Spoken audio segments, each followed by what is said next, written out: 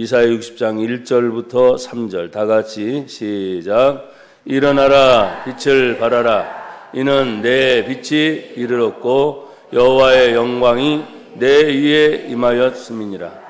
보라, 어둠이 땅을 덮을 것이며 캄캄함이 만민을 가리려니와 오직 여호와께서 내 위에 임하실 것이며 그의 영광이 내 위에 나타나리니 나라들은 내 빛으로 왕들은 비치는 내 광명으로 나아오리라. 아멘.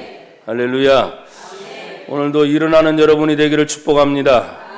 어둠이 사라지고 빛의 역사가 일어났을 때, 여러분, 빛이 비춰지게 되면 어둠은 떠나고 빛의 역사가 일어날 줄로 믿습니다.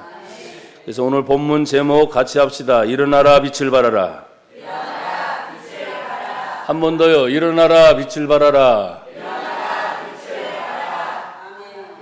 이 이사야 성경은 예수님 탄생 전 700년 전, 지금으로부터 계산하면 약 2700년 전에 하나님의 말씀이 이사야 선지자에게 임해서 우리에게 지금도 동일하게 수천 년이 흘렀지만 여전히 하나님의 말씀은 현 시대를 향하여 우리에게 주시는 말씀인 줄 믿습니다. 성경은 기록된 하나님의 말씀이지만 그 말씀이 지금도 살아있음을 우리는 믿습니다. 그래서 여러분, 말씀을 그냥 문자로만 읽지 말고 말씀을 읽고 들을 때 한번 고백합시다. 살아계신 하나님, 만나 주옵소서. 아멘. 자, 옆에 분 뒤에 분 서로 인사하며 축복합시다. 하나님 만납시다.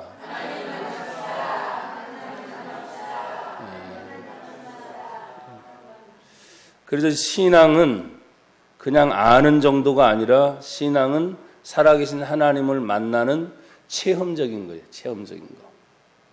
여러분, 오늘 본문에 있는 내용을 보면 사실은 60장 1절부터 우리가 잘라서 읽었지만 그 일을 이루시는 하나님께서 59장에 왜 어떤 일들이 있었기 때문에 너희는 일어나라 하는가, 또 빛을 발하라 하는가 하는 것을 우리가 성경에서 찾아봐야 돼요. 사람들이 일어나려고 하는데도 일어날 힘이 없어요. 그것을 대변해서 다른 말로 말하면 앞날에 대해서 어떤 기대감이 없다는 거예요. 소망이 없다, 이렇게 말을 할 수 있을 거예요. 내가 힘이 약해서 앉아있는 게 아니라 일어서 봤자 뭐해. 일어서도 할 일이 있어요, 없어요? 없어. 그냥 주저앉는 그런 표현인 것 같아요. 내가 느끼는 그런 감정입니다. 물론 우리가 설교를 준비하는 목사의 입장으로서 나는 여러분에게 이제 다음 주까지 이사야의 군데군데 중간중간을 큰 주제로 무려 약 2달 가까이를 이사야서만 해왔습니다. 그러면서 이 시대와 또한 사회 현상에 대해서 믿는 성도들이 어떤 자세를 취해야 할지를 우리에게 얘기해주고, 또 지난주에는 여러분에게 좋은 복음의 소식, 복된 소식, 자꾸 사람들은 힘들다, 어렵다, 안 된다 이런 상황을 얘기하지만 믿는 성도들은 항상 좋은 소식을 전해주는 사람이 되어야 된다.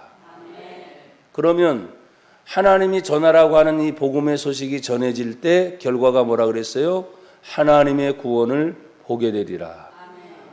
하나님의 구원을 보게 되는 거예요. 그러니까 누군가는 그 중간에 역할을 해야 되는데 그 역할을 할 수 있는 사람들이 자꾸 사라지고 있다는 거예요. 그래서 우리를 하나님께서 이 시대에 파수꾼으로 세운 줄 믿습니다. 나와 여러분 자꾸 소리를 내야 되는 파수꾼의 역할을 감당해야 됩니다. 여러분, 왜 주님이 우리를 향해서 일어나라, 여러분이 다 일어나서 지금 교회에 오셨잖아요. 그런 상태를 말하는 건 아니죠. 빛을 발하라 했을 때 빛이 없는 게 아니고 우리 안에 있는 빛이 스스로 빛을 낼 수 있는 능력을 이미 나와 여러분 안에 빛이 임한 줄 믿습니다. 왜요? 요한복음 1장에 보게 되면 태초에 하나님이 천지를 창조하실 때부터 말씀이 계셨어요. 이 말씀이 곧 하나님이라고 말씀하셨어요. 그래서 2절 3절에 넘어가니까 이 말씀 가운데 생명이 있었는데 이 생명은 따라합시다. 사람들에게 비치는 빛이다. 아멘. 생명이 있었는데 그 생명이 사람들의 빛이라는 거예요. 근데 이 빛이 강하게 자꾸 뿜어내야 되는데 너무 어두움이 너무 짙대서 빛이 가렸다는 표현을 써요. 근데 우리가 일반적으로 생각하면 아무리 빛이 어두워도 어두움이 어두워도 빛을 가릴 수 있어요, 없어요? 일반적으로 없잖아요. 그러면 어두움이 있지만 그 빛을 가리는 또 다른 뭔가가 있어야 되는 거예요. 가림막 같은 거. 빛과 어둠이 동시에 있으면 도저히 어두운 빛을 가릴 수가 없습니다. 그 중간에 뭔가가 항상 있어야 되는데 우리는 그것을 뭐라고 말을 하느냐? 하나님의 사람이 하나님의 일을 하지 못하도록 방해하는 어두움의 영적 세력. 그것을 바알세불, 귀신, 마귀 들어봤어요? 안 들어봤어요? 들어봤어요. 자꾸 하나님과 우리들 사이를 분리를 시켜서 하나님께 가까이 가지 못하게 하는 그 어둠의 영적 존재가 있는데 그 중간에 뭔가를 자꾸 우리를 끼게 만드는 거예요. 그게 바로 뭘까? 그것이 이제 이사야 59장의 첫 절입니다. 여러분 59장을 한번 같이 보세요. 그래야 60장을 우리가 이해할 수 있습니다. 59장 1절에 보니까 여호와의 손이 짧아 구원하지 못하심도 아니요 귀가 둔하여 듣지 못하심도 아니라. 2절 다 같이 시작. 오직 너희 죄악이 너희와 너희 하나님 사이를 갈라놓았고 너희 죄가 그의 얼굴을 가리어서 너희에게서 듣지 않으시게 함이니라. 아멘. 너희의 죄악이 하나님 사이를 어떻게 해요? 갈라놓았고. 그러니까 어두움의 영은 실제로 있는데 그 실제 영이 결국 우리 사람들로 하여금 뭐를 짓게 만드는 거예요? 죄 때문에. 어둠이 있고 빛이 있는데 죄라고 하는 것이 그 사이에 가림막처럼 쳐 있어서 내가 아무리 빛이어도 이 죄가 딱 거쳐지지 않는 이상 빛의 능력이 나갈 수가 없다는 말이에요. 그래서 결국 어두움의 세계인 마귀는 우리를 향해서 돈이라고 하는 것, 명예라고 하는 것, 세상이라고 하는 것, 이 세상에서 사람들이 자꾸 요구해서 좋아지는 그러한 세상적인 요소를 가지고 그걸 향해 가라고 말하는데 결국 쫓아가다 보면 성경에 말씀하는 것처럼 욕심이 잉태한 즉 죄를 낳고 죄가 점점점 커지니까 사망이 되느니라. 내가 빛이 아니어서 문제가 아니고 비침에도 불구하고 마귀의 유혹과 마귀의 계략에 넘어가서 죄를 짓는 것이 문제구나. 아셨어요? 너희의 죄악이 하나님 사이를 갈라놓았고 너희의 죄가 그분의 얼굴을 가리워서 하나님의 소리를 듣지 못하게 했다. 이런 상황에 빠져 있는 거예요. 자, 이제 59장 9절을 한번 보세요. 그러므로 정의가 우리에게서 어떻게 해요? 멀어지게 되고 공의가 우리에게 미치지 못한 즉 우리가 뭘 바라나? 빛을 바라지만 뭐예요? 빛을 바라고는 있어. 근데 가로막힌 죄 때문에 계속 어둠이라는 거죠. 또 밝은 것을 바라나 어디 가운데 행해요? 캄캄한 가운데 행함으로. 계속 읽겠습니다. 우리가 맹인같이 담을 더듬으며 눈 없는 자같이 두루 더듬으며 낮에도 황혼 때와 같이 넘어지니 우리는 강장한 자 중에서도 죽은 자 같은지라. 우리가 곰같이 부르짖으며 비둘기같이 슬피 울며 정의를 바라나 없고 구원을 바라나 우리에게서 멀도다. 이유가 뭐냐? 이는 우리의 허물이 죄악 때문이라는 거죠. 주의 앞에 심히 많으며 우리의 죄가 우리를 쳐서 증언하오니 이는 우리의 허물이 우리와 함께 있음이니이다. 우리의 죄악을 누가 알고 있어요? 우리가 아나이다. 죄악을 알고 있으면서도 이 죄를 해결하지 않은 채 뭐라 그래요? 빛이 있으니까 빛을 바라면 되겠지. 안 된다는 거예요. 여러분, 이 세상은 분명히 어둡습니다. 이 세상은 분명히 악합니다. 그런데 그것을 이길 수 있는 능력 자체가 우리에게 있음에도 불구하고 여전히 이 죄라고 하는 것 때문에 가로막혀서 그 능력을 상실했다면 나와 여러분들은 하나님의 구원의 은총이 뭡니까? 예수님을 이 땅에 보내신 이유가 뭐예요? 아들을 낳으리니 이름을 예수라 하라. 이는 저가 자기 백성을 저희들의 죄에서 구원할 자이십니다. 죄 문제를 해결하고 난 다음에 비로소 내가 빛으로서 자연스럽게 하나님의 은혜를 입어 하나님의 능력이 나타나게 되는 것입니다. 그런데 이 죄를 자꾸 지적하면 사람들이 싫어해요. 내가 무슨 큰 죄를 지었어? 별것도 아닌데 뭐 자꾸 이런다는 거예요. 근데 엄밀히 말해서 나와 여러분이 교회를 다니고 하나님을 아는 순간, 하나님 말씀을 듣는 순간 하나님이 예수를 통해서 예수의 십자가 보혈의 피가 어느 정도로 우리를 깨끗하게 했습니까? 흰 눈보다 더 희게 할 것이다. 흰 양털이 아마 흰 것을 대표하는 것 같아요. 그래서 흰 양털보다 너희의 죄가 주홍같이 붉을지라도 흰 양털보다 더 희게 하리라. 그것이 예수님의 보혈의 피인 거예요.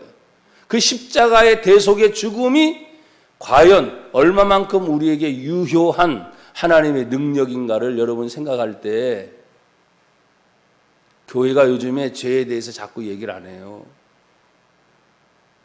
지금까지 우리는 숱하게 이런 말을 들었습니다. 예수님의 복음은 용서하는 것이다. 예수님의 복음은 사랑하는 것이다. 예수님의 복음은 어떤 죄든지 다 치료하고 회복하고 여러분이 사는 생명의 길로 인도하는 것이다. 맞아요? 아멘. 근데 왜 이렇게 아멘이 자신 없어요?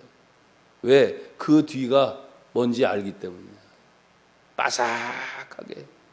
내 귀를 즐겁게 하는 수없이 많은 얘기를 듣는 데는 익숙한데 죄를 회개하시오. 잘못을 자꾸 인정하시오. 여러분 안에 더러운 것들을 자꾸 토해내시오.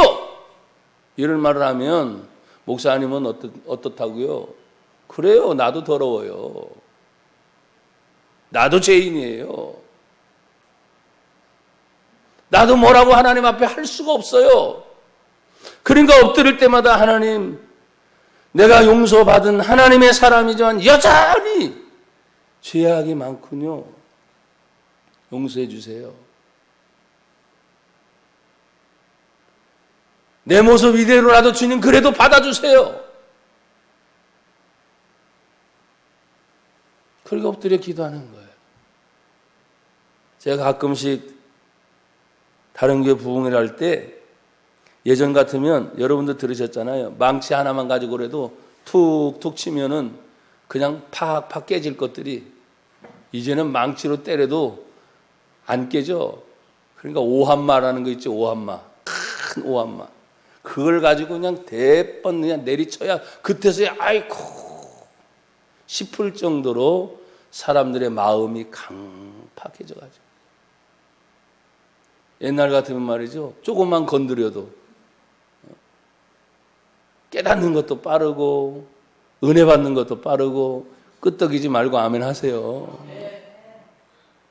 정말 은혜 받으려고 몸부림치고 그냥 그 하나님 말씀만 뭘 신학적으로 뭔 역사적으로 쩍쩍쩍쩍 갈라가지고 여러분한테 주는 게 아니라 여러분 진짜 배고파 보십시오. 그냥 밥 하나 갖다 놓고 김치 하나만 딱 갖다 놔도 뭐예요? 배고픈 사람. 잘 먹습니다. 잘 먹습니다. 이제는 말이죠. 웬만큼 잘 먹어놓으니까 우리 아동센터만 해도 그래요. 지들 입맛에 맞는 것이 나와야 한 번 먹지 그러지 않은 거는 아예 쳐다보지 않고 잘 먹지도 않아. 영적인 것이 그렇게 됐어. 시대별로 너무나 많은 것들이 잘 차려져 있으니까. 그리고 여러분에게 늘 잘되라 성공해라. 하나님 어떤 죄도 다 용서해 주신다. 걱정 말아라. 산다. 앞으로 소망 가져라. 이런 얘기를 하다 보니까 거기에 무뎌진 거야 이제. 그래서 어떻게 말을 할 때 이렇게 지금 여러분 일어나라 말할 때 일어나기 이전의 상태를 지금 말하는 거예요. 일어나라고 말할 때 빛을 발하라. 누가 말씀을 몰라요. 그런데 이전의 상태가 지금 이러니까 너희들이 이런 문제가 해결되지 않고는 일어나라 명령해도 일어날 수 없다는 거죠. 너희는 이미 빛이다. 빛을 발하라 했는데 빛을 발해도 어두움이 내가 어두움을 이기지 못하는 이유는 가로막힌 이 죄를 걷어내지 않으면 아무리 빛을 발하려고 해도 돼요? 안 돼요? 안 되기 때문에 지금 전 상황을 여러분에게 말씀을 드립니다. 그래서 59장 전체는 하나님 사이를 가로막은 죄의 문제를 자꾸 얘기하고 있어요. 그러니까 하나님 내가 빛이 되게 해주세요. 그게 아니야. 여러분은 이미 예수님 안에서 빛인 줄 믿습니다. 하나님의 자녀가 된 줄로 믿습니다. 그런데 뭐예요? 죄라고 하는 것을 걷어내지 않으면 어둠을 이겨낼 수 없기 때문에. 그래서 여러분 59장 13절 한번 더 보세요. 우리가 여호와를 뭐하고? 배반하고 그 여호와를 뭐하고? 속였으며 우리 하나님을 따르는 데에서 돌이켜 포악과 폐악을 말하고 거짓말을 마음에 잉태하여 나았으니 정의는 뒤로 어떻게 해요? 물러가고 공의는 멀리 섰으며 성실이 거리에 엎드러지고 정직이 나타나지 못하는도다. 성실이 없어짐으로 악을 떠나는 자가 탈취를 당하는도다. 이 시대가 지금 그런 상황을 어쩌면 2700년 전에 이사야 선지자를 통해 지금 시대가 똑같은 거예요. 그래서 하나님은 그러면 내버려둬야 되느냐? 아니에요. 내버려둘 수가 없으니까 여러분 15장 중간에 보니까 여호와께서 이것을 살피시고 그 정의가 없는 것을 기뻐하지 아니하시고 누굴 찾습니까? 16절 시작. 사람이 없음을 보시며 사람이 없어 쓸만한 사람이 또 누가 없음을 중재자가 없음을 이상히 여기서 누군가는 나서서 이 문제를 해결해야 될 텐데 교회도 지금 욕먹고 있는 상황 아닙니까? 목사님들 그냥 죄송해요. 예전에 그래도 최소한 목사님들 몇십 년 전 하면 존경받는 위치 아니었습니까? 근데 지금 목사가 죄송해요. 저부터 시작해서 아주 널려 있는 것처럼 사실 그렇지 않거든요. 성직자가 전 인구 중에 약 5만 명이 채 안 돼. 전 인구 중에. 전 인구 보면 5,200만 명 중에 많은 수가 아니거든 사실은. 그런데 잘못된 것들이 그렇게 지목이 되고 교회가 타켓이 되고 목사가 타켓이 되고 성직자가 타켓이 되니까 여러분 교회만이겠습니까? 불교로 들어가면 중들이 있습니다. 천주교로 들어가면 뭐가 있습니까? 신부들이 있습니다. 죄를 져요 안 져요? 져요. 근데 왜 기독교가 유난히 타켓이냐? 기독교가 그동안 우리 한국교회에 가장 큰 공헌을 했거든요. 왜 인정이 안 됩니까? 우리 기독교가 가장 많은 역할을 했단 말이에요.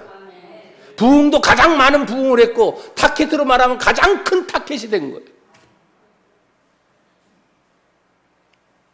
장로 대통령이 2번씩이나 섰습니다.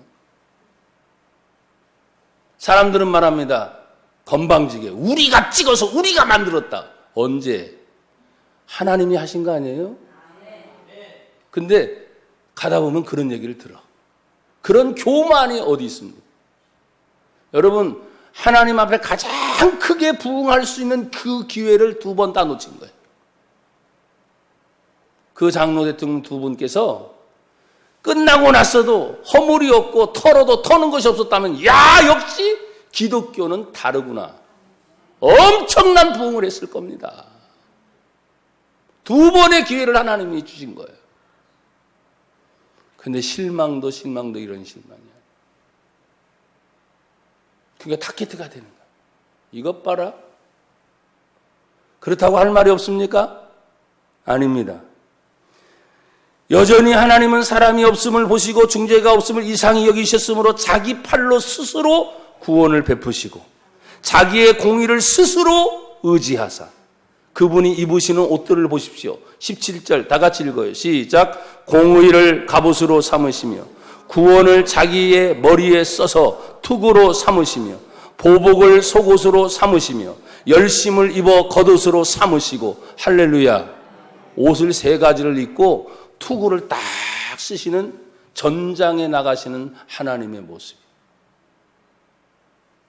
보십시오. 공의로 갑옷을. 공의.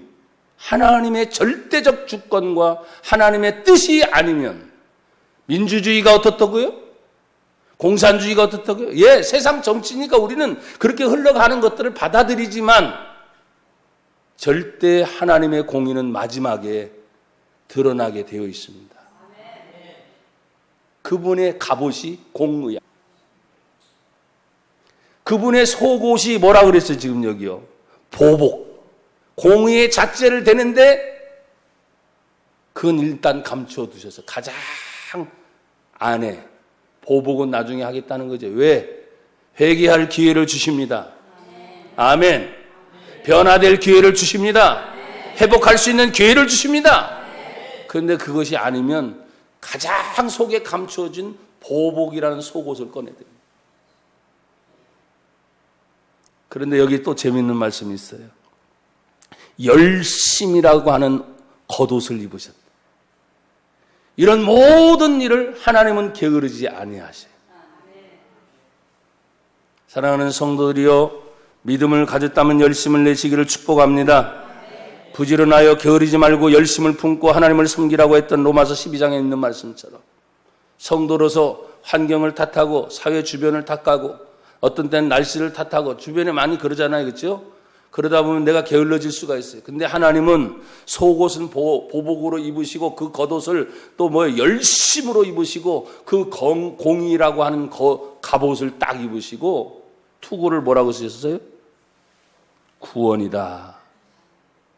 이게 참 감사한 거예요. 구원이 뭡니까? 살리고 싶다. 살리고 싶다. 고치고 싶다. 구원. 멸망이라는 투구를 썼으면 어떻게 되겠습니까? 그렇잖아요. 하나님의 마음이 여기에 있는 거예요. 사람을 찾아도 없으니 중재자를 찾아도 중재자는 뭡니까? 최소한 지도자급이에요. 없으니까 스스로 당신이 이 모습을 보이면서도 계속해서 18절 그들의 행위대로 갚으시되 그 누구에게 분노하시고 넘어진 사람이 아니라 속임받은 사람이 아니라 원수, 그 원수가 믿는 성도들을 하여금 빛을 발하지 못하게 하는. 무슨 얘기인지 아시겠죠? 여러분의 대상이 아니야. 나와 여러분들은 하나님의 자녀이기 때문에 한 가지 길만 정확하게 제시하면 됩니다. 하나님 앞에 회개하는 것입니다. 아멘이 안 돼요? 하나님 앞에 회개하는 겁니다. 회개하라! 천국이 가까웠느니라. 회개만이 살 길이에요. 근데 하나님의 보복은 원수들이에요.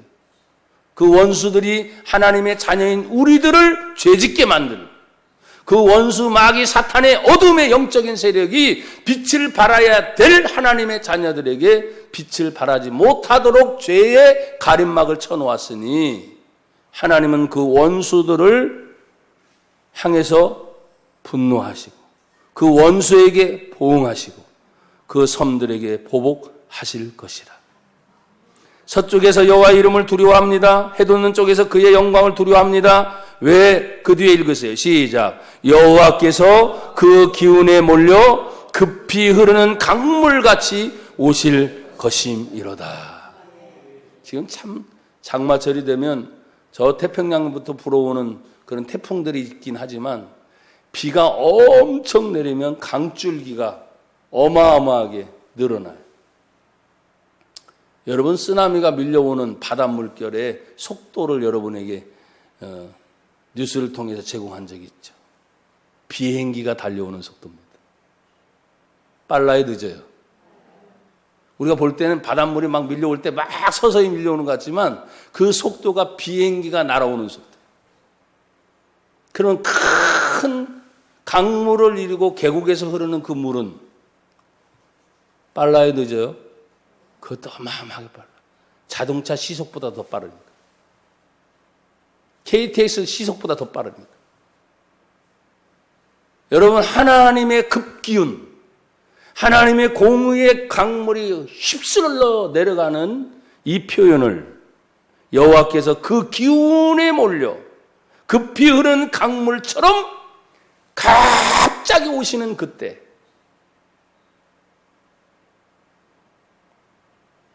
살 수 있는 사람은 구원받은 사람만이 사는 거예요.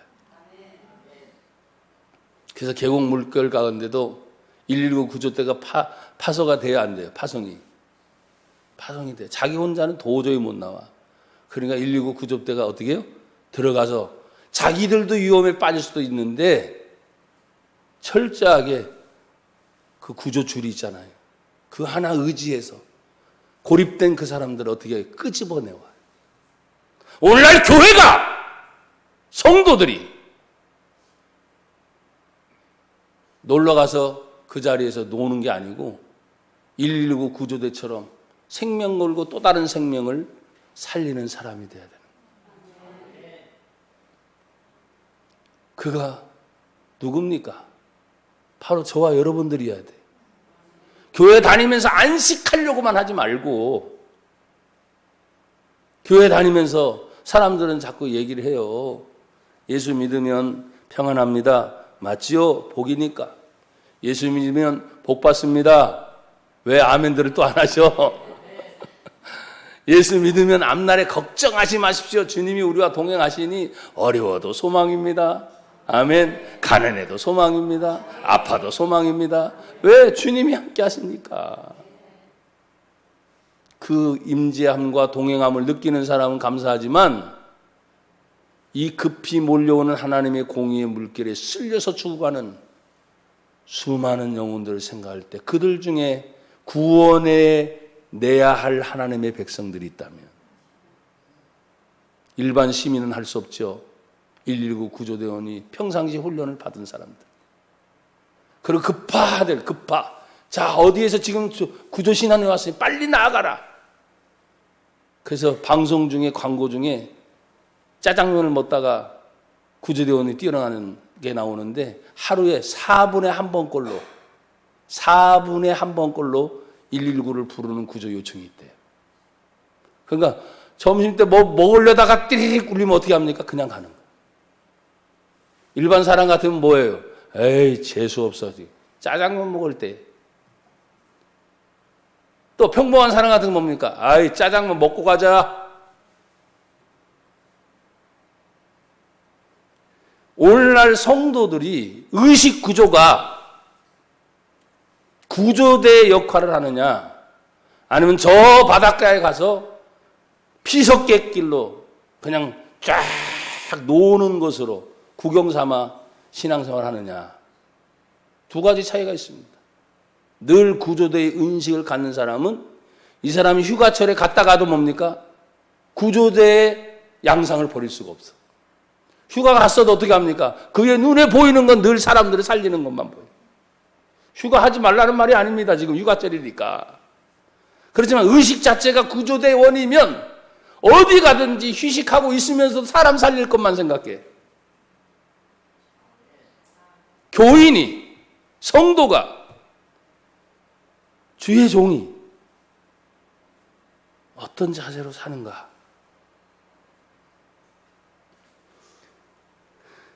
20절에 보면 여호와의 말씀이니라 구속자가 시온에 임하며 야곱의 자손 가운데 죄가를 떠나는 자에게 임하리라.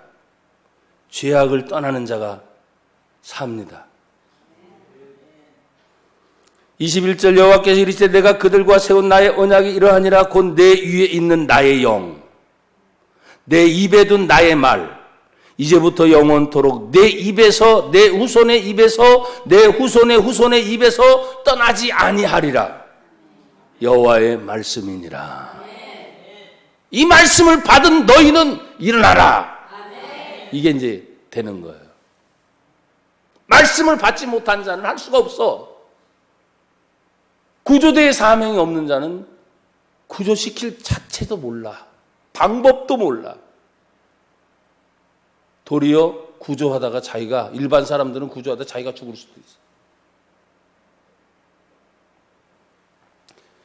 여러분, 우리는 인생의 전쟁 속에 삽니다. 예수 믿는 성도들은 영적 전쟁 속에 삽니다. 전쟁입니다, 전쟁. 우리가 그냥 편히 먹고 마실 것으로 사는 것이 아닙니다. 사랑하는 성도들, 저와 여러분들이 생각할 때 오늘 우리가 일어날 수 있는 것은 어떻게 일어날 수 있는가? 60장 1절에 보면 여호와의 영광이 임했기 때문이다. 지금 앞부분에 다 설명을 했으니까. 하나님의 영광이 지금 임해서 말씀을 받은 사람, 하나님의 영이 임한 사람, 그 죄악을 회개하고 하나님의 부르심에 준비된 사람, 여호와의 영광이 그 위에 임하는 거예요. 그래서 여호와의 영광이라는 단어를 쭉 찾아보면 참 여러 가지 말들이 많이 나와 있어요. 그러나 나는 오늘 이 시간 여호와의 영광을 딱 하나로 말합니다. 여러분이 마음을 열고 하나님 말씀을 들을 때 내 안에 들려오는 하나님의 음성. 오늘 똑같은 설교로 듣는 것이 아니에요. 매주마다 한 번씩 듣는 그 설교가 아니라 오늘 주어진 저 생명의 말씀 속에서 나는 과연 그 말씀을 듣고 내 안에 주의 영이 함께 하시는가? 나는 혼자가 아니라 지금 주님이 나와 함께 하시는구나. 그 임재를 느끼고 결단이 되어지는 것이 주의 영광이 임하는 거예요. 예배를 드려도 거저왔다 거저가는 사람이 수없이 많습니다. 우리 교회에서 드리는 이 예배만이 아니라 전국적으로 전체적으로 지금 다 드리는 예배예요. 큰 교회 작은 교회 상관없이 예배를 받으시기를 원하시는 그 하나님은, 제가 간혹 가다가 해외에 가는 적도 있지 않습니까? 그럼 노는 게 아니에요. 지금 우리는 낮이만 저 캐나다 미국은 밤이에요. 한밤중 12시간 13시간 차이가 나니까 그럼 우리가 먼저 드려지면 거기는 내일 드려지는 거지. 그러니까 어떻게 보면 빨리 가든 뒤로 가든 정말 24시간 내내 하나님께 예배를 드리는 날이 바로 거룩한 주일인데, 이 주일날 하나님이 하나님의 영광이 임하는 곳이 어디일까요? 그래요. 하나님께 예배하는 교회입니다. 하나님께 예배하고 있습니까? 그 예배하는 교회 안에 사랑하는 성도들 한 사람 한 사람에게 성경은 말합니다. 내 위에 하나님의 영광, 내 위에 임했다. 저에게도 여러분에게도 하나님의 영광이 임하는 것입니다. 그러니까 여러분, 그 영광이 임하면 어떻게 해요? 나도 모르게 일어날 수 있는 힘이 생깁니다. 내가 일어나야지. 그건 여러분의 의지입니다. 그러나 하나님이 여러분을 일으키실 수 있도록 내 안에 감동을 주고, 아멘. 내 안에 은혜를 주고, 내 안에 깨달음을 주고, 내 안에 확신을 주고, 그럴 때 뭐예요? 누가 하라고 해서 하는 게 아니에요. 나도 모르게 그 힘이 내 안에서부터 생기기 시작하는 거예요. 그래서 여러분 보십시오. 60장 1절에 보면 일어나라, 빛을 발하라. 이게 다 뭐예요? 명령형이에요. 명령형. 여러분이 하고 싶어서 하고 싶지 않아서 안 하는 게 아니에요. 일어나라 하면 나도 모르게 내 안에서부터 일어나는 하나님의 음성을 듣고 내가 움직여지게 됩니다. 여러분 보십시오. 제가 이 성경을 준비하다가 갑자기 하나님이 이런 영감을 주셨어요. 히브리적 사고방식, 히브리. 이건 구약 성경의 사고방식이 뭔가, 여러분이 하나님 말씀을 딱 듣는 순간 갑자기 나는 생각을 하게 돼요. 생각. 무슨 얘기인지 아시겠죠? 생각을 해서 내가 아멘을 지금 이 순간에 했지만 여러분이 예배당에 벗어나서 가정에 가고 직장에 가고 삶을 살아갈 때 그 말씀이 기억나고 생각나서 아멘. 아, 내가 아멘하고 순종해야지 하는 결단을 했지. 그래, 그대로 해야지 하면서 여러 가지 생각이 있을까요, 없을까요? 있어요. 그건 히브리적 사고가 아니에요. 히브리적 사고라는 것은 뭐냐면, 예! 아멘 했으면 그냥 그대로 가서 사는 거야. 뭔지 와닿지 않아요? 가서 보니까 가정 형편이 어떻고, 직장 형편이 어떻고, 내가 사는 주변의 환경이 어떠니까 말씀은 분명히 예배 시간에 그 말씀을 듣고 예, 아멘, 아멘 하고 왔는데 와서 생각해보니 맞아요, 안 맞아요? 맞으면 그나마 천만다행 그대로 가는 거고, 안 맞으니까 다음에 하지. 그걸 미루는 거야, 계속. 그건 히브리적 사고가 아니에요. 히브리적 사고는 뭐냐면, 예 했으면 가서 보니까 환경이 어려워요. 그런데도 여전히 예로 가는 거야. 아멘. 고개 끄덕이지 말고, 몇 분은 고개 끄덕이는데 고개 끄덕이지 말고 예 했으면 그대로 예하고 사는 거라니까요. 여러분, 하나님께서 천지 창조를 하십니다. 하나님이 생각을 하실까요, 안 하실까요 할 때 우리는 하나님이 생각하시는 분이라고 생각할 거예요. 어떻게?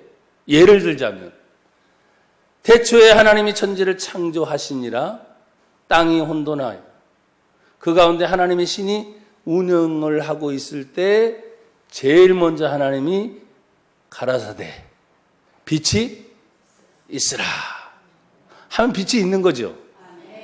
내가 이 빛이 있으라고 했을 때 지금 혼돈하고 어두운 무질서의 세계가 잡혀질까? 내가 빛이 있으라고 했을 때 빛이 생길까? 하나님의 생각은 없어요. 왜? 그분의 말씀이 곧 하나님이시기 때문에 생각의 자체가 없는 거예요. 운영하시고자 하신 하나님의 놀라운 세계 속에서 빛이 있으라 하면 그 빛이 있음과 동시에 모든 것이 거기에 맞춰지게 돼 있는 거예요. 그게 전능하신 하나님의 능력이에요. 능력. 나와 여러분이 마찬가지예요. 믿음에 대한 순종도 물론 결단하고 생각하고 또 고민하고 막 이렇게 얘기해요. 그런데 여러분요, 정말 하나님 앞에서 믿음은 생각하는 게 아닙니다. 고민하는 게 아닙니다. 그냥 즉각적 순종만이 여러분의 답입니다. 일어나라 했을 때 왜 일어나야 되는데요? 그게 아니야. 그냥 일어나면 주님이 함께 하시는 거예요. 이게 히브리적 사고예요. 일어났어요. 나한테 어떤 일이 벌어져요? 묻는 게 아니야. 그냥 일어나라 하면 일어나 있으면 돼. 그러면 하나님이 함께 하시는 그 증거가 나타나는 거예요.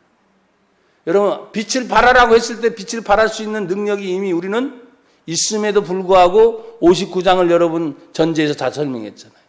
어둠과 빛이 함께 있다 보면 당연히 어둠은 떠나게 다 자연스럽게. 그런데 빛의 능력이 가로막힌 죄 때문에 가로막혀 있기 때문에 이걸 걷어내는 순간 어둠은 뭐예요? 떠나가라 말하지 않아도 그냥 사라져버리는 거예요. 그게 하나님의 은혜의 능력인 거예요. 나와 여러분이 고민할 것들이 참 많잖아요. 대다수 많은 사람들이 고민하는 내용들이 거의 엇비슷해요. 가정의 행복, 교회의 부흥, 나라의 평안과 안정, 누구나 꿈꾸는 것들이. 그런데 하나님은 이렇게 말씀합니다. 이 세상에 있는 자랑, 세상의 정욕, 우리 육신의 안목으로 보는 이런 가치의 기준이 하나님께로부터 온 것이 아니다. 땅에서부터 온 것들이기 때문에 이 땅의 것을 버리는 거예요. 하나님의 것을 생각하는 거예요. 근데 여러분 오늘 본문에 있는 내용을 보면 참 우리에게 주신 말씀이 명령형이기 때문에 그냥 명령 듣고 순종하면 하나님의 역사가 일어나는 거고, 명령을 들었지만 생각하고 고민하고 결단하는 까지 오래 걸리는 사람은 뭐예요? 이미 사라지고 없는 거예요. 일어나서 해야 할 일이 뭡니까? 빛을 발하는 것입니다. 언제? 2절 다 같이 시작. 보라, 어두움이 땅을 덮을 것입니다. 어둠이 어딜 덮어요? 이 세상입니다. 덮어버려요. 심지어는 그 캄캄함이 누구를? 만민, 사람 전체에게 가려울 것이다. 그런데 빛을 발하고 있는 성도들의 입장에서 그걸 바라보면 아까 말했잖아요. 만민에게, 온 땅에게 이미 어두움과 캄캄함이 계속 밀려갈 때 깜깜한 밤중에 그래서 여러분 등대를 생각해 보면 돼요.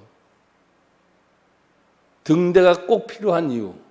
망망대해에 모든 배들이 등대에서 비치는 빛을 보고 방향을 정해서 자기들이 가는 거예요. 등대가 찾아가는 게 아니야. 그 역할은. 그 자리에 있지만, 항상 그 자리에 있어요. 항상 그 자리에 있지만 빛이 어두울 때 반짝 팍 비치는 순간 그 어두운 가운데 있는 사람들이 그것을 보고 방향을 잡는 거예요. 그 빛을 보지 못하면 죽을 수도 있어요. 그 빛을 보면 사는 거예요. 근데 그 빛의 역할은 어디예요? 내 위치, 내가 있는 곳에서. 여러분이 막 일부러 찾아다닐 필요가 없다니까요. 근데 안타까운 것은 뭐냐? 어느 순간에 그 빛을 내가 잊어버릴 때, 그 사명을 감당하지 못할 때, 그것이 안타까운 것이죠. 여러분 보십시오. 오늘 하나님의 능력을 여러분 믿습니까? 정말 하나님의 능력을 믿어요? 그렇다면 나와 여러분들이 그 하나님의 이름을 늘 생각해야 돼요. 그 하나님의 이름이라고 하는 것에 대해서는 이미 59장에 다 설명했어요. 21절에 보면 그들과 세운 나의 언약이라는 표현이 있어요. 20절에 보면 여호와의 말씀이라는 표현이 있어요. 59장 19절에 보면 서쪽에서 여호와의 이름을 두려워하겠고 여호와의 이름이라는 표현들이 있어요.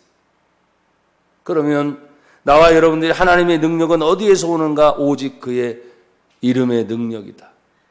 구약 성경은 여호와이지만 신약 성경으로 들어와서는 따라합시다. 예수.